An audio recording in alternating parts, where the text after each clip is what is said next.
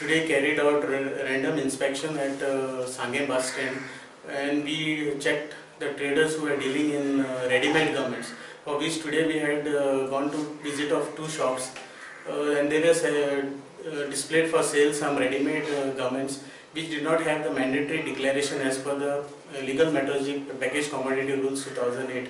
So these goods were seized and detained for further investigation.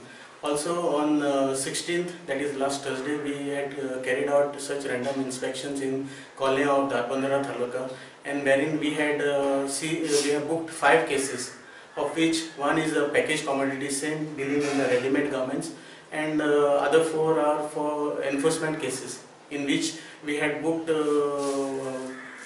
capacity measures and the mechanical weighing scales along with the electronic weighing scale as well.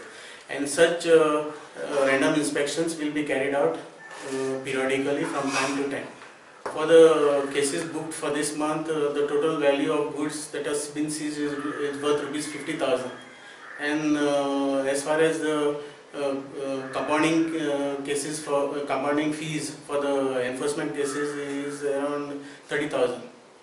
Next step is the traders will receive the memorandum based on which they will have to pay the compounding fees to them. Then after the release order, these goods will be released to the traders. As far as these goods are concerned, some of the traders have already produced the invoice purchase bills which were of the goods seized by from them, and based on which we will even book the manufacturer and packers as well. And this type of inspections will be carried out from due course in time to time and over a period of every month.